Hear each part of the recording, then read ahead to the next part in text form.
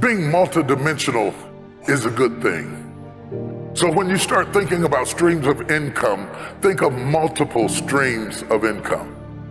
I wanted to preach, I'm called to preach. You know me from preaching, you know me from ministering the gospel, and I love what I do. But I had dreams for my children that were bigger than what I do.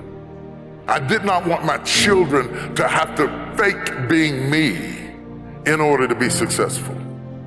I wanted to create an entrepreneurial environment for them, and so I started investing in real estate, and I started building communities, and I'm getting ready to build more communities in America, and I'm looking for other places in the world where we can build these communities, these smart communities that are conducive to the future.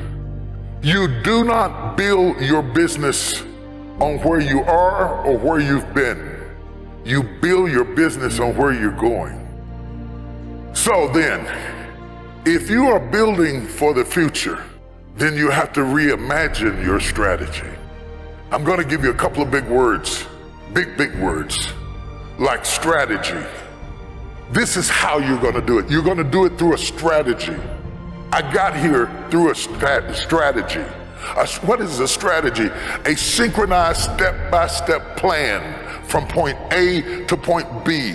Your strategy is important. You've got to fix your strategy. If you've been doing what you've been doing for 5 years and it's not working, it doesn't mean you need to give up your idea. You might need to give up your strategy. Your strategy of accomplishment has to change with the times.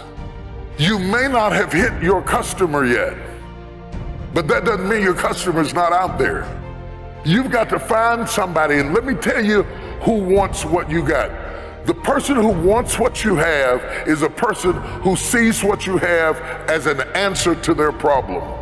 People will go get answers. They are not looking for problems. What do you solve with what you bring? And you don't have to have a degree to do this. It could be as simple as my father's mopping a bucket. My father ended up with 52 employees in the 60s because he built a business that solved a problem. Not all of us will be doctors. Not all of us will be chemists. Not all of us will be lawyers. Not all of us will be astronauts. But the astronaut still needs a plumber. The doctor still needs an electrician. Whatever your business is, it must be an answer to somebody's problem. It must solve that problem and fix that problem.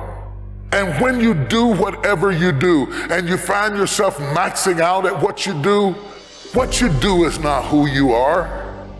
What you do is not who you are. What you do is not who you are. People say T.D. Jakes is a preacher.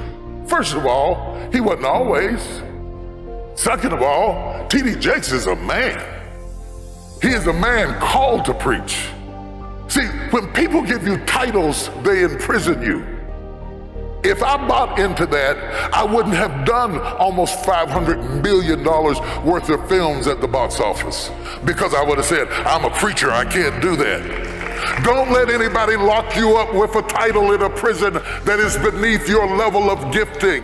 You are whatever is in you. You are whatever is inside of you. You are whatever you think about at night. You are whatever you dream. You are whatever is in your head. I want to break somebody out of jail right now. You are more than what people call you.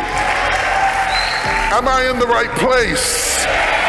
You are more than the job title that you have. You are more than the company you work for. You are more than anything you have experienced up to this point. You are everything that gives you energy when you think about it.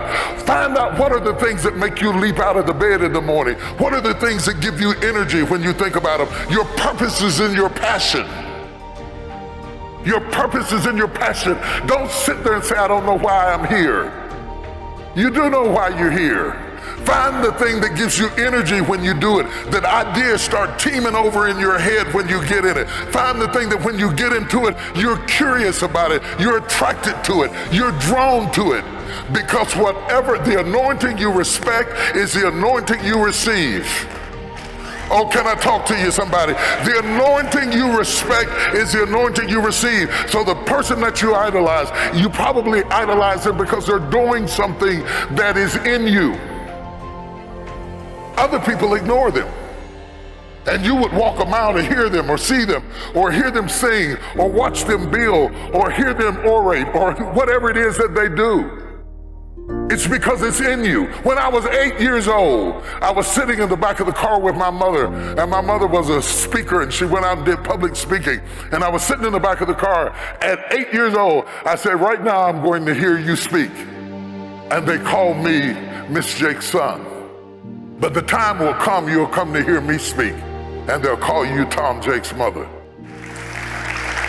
Instincts are inside of you, and they are never one-dimensional. You are more than your job.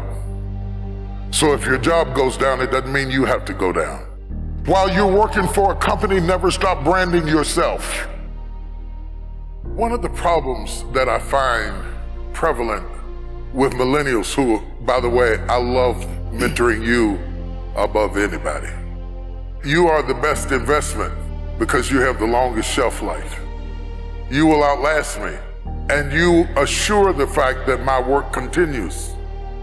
I cannot have success without a successor, so I'm committed to you winning. Let me say that first of all. I am committed to you winning. The problem is, your strength is your weakness. You were raised with technology, which is a great strength, but it's also a great weakness. Because when you are raised with something that responds in predictable ways by touch, when you are placed in unpredictable situations, you don't do well. Because you expect people to respond like computers. They do not. People respond in unpredictable ways. And let me tell you something that you're gonna have to become more proficient in. Relationships. And relationships are not text.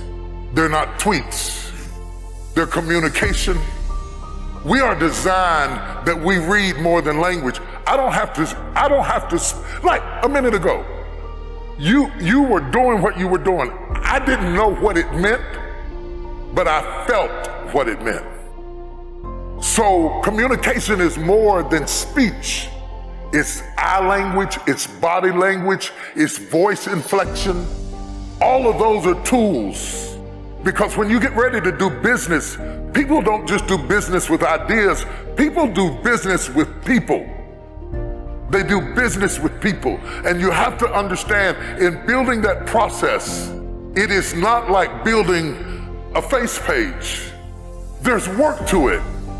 And one of the mistakes we made, and when I say we, I mean my generation, I mean anybody that you admire. It may not be me, it may be Diddy, it may be Diddy, it may be Oprah, it may be Tyler Perry, it may be somebody you saw, maybe Beyonce. You see us after we arrive. You didn't see us when we struggled. So when you decide, I'm gonna be like him, you're coming in at the end of the movie.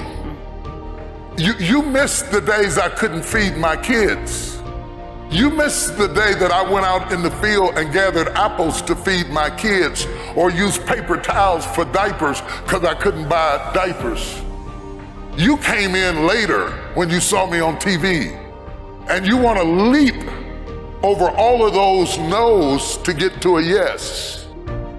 But it is the 400 no's that lady was talking about before the yes that makes you who you are.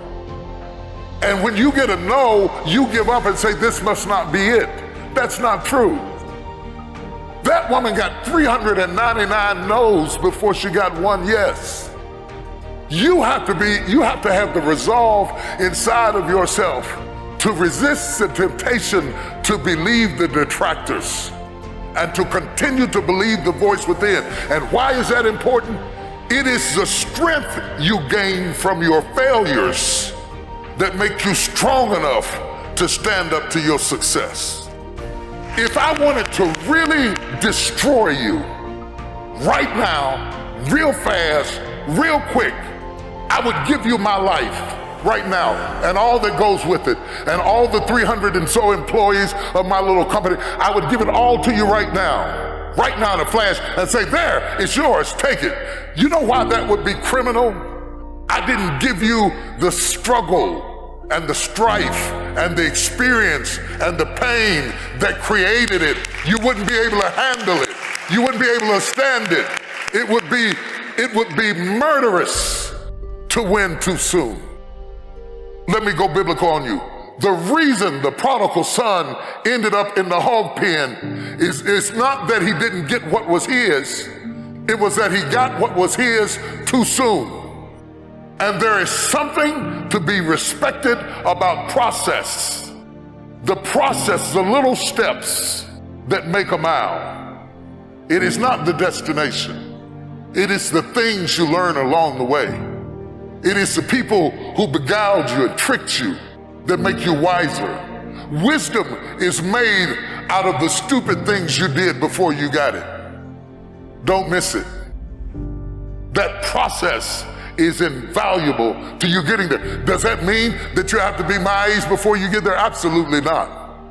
But it does mean that you don't go from thinking a thought to producing an idea without pain, no more than a woman goes from having sex to getting up in the morning with a baby in her arms.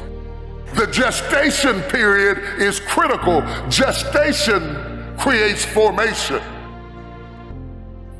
They teach CEOs to always be interviewing. And when I learned that, every time I have lunch or eat with somebody or meet somebody at the bus stop or ride in the car with somebody, I'm always asking questions. They don't know, but I'm secretly interviewing them, seeing if they have a skill that I can use in our company or on our team, or they have some ability that would accentuate me. Because I always want to surround myself with people who are good at what I am not good at. I guarantee you, if I look into your phone is filled with names of people who do what you do. You gotta break out of the box of only hanging out with people who do what you do. Because if you only surround yourself with people who do what you do, inevitably, they will compete with you. But if you surround yourself with people who are good at what you're not good at, they will complete you. Go from surrounding yourself with people who compete with you to surrounding yourself with people who complete you. So the lawyer needs to hang out with the doctor, and the doctor needs to hang out with the dentist, and the CEO needs to hang out with the preacher, because I always get excited when I have a friend that doesn't do what I do. When I have a friend who does what I do, I have to put up with these little snide remarks, little funny little halfway compliments where they're a little bit of a hater, but they're not really a hater, but they're sort of a hater. Does anybody know what I'm talking about? Where they give you these little halfway compliments that you don't know how to take, and you sort of give them a half grin, and you walk away wondering, what did they mean by that? Put those people at the back of the list and find somebody who does what you don't do, because they will complete you, they will fulfill you, they will strengthen you, and they will make you more rounded. And they will give you different perspectives. If you have the courage to admit what you're not good at, you will find out who to pick to surround yourself with. I want to hire my weaknesses, not my strengths. Because when you hire your strengths, they're just waiting on you to get sick so they can take your job. Hire your weaknesses. Surround yourself with people who complete your vision, and then build your team.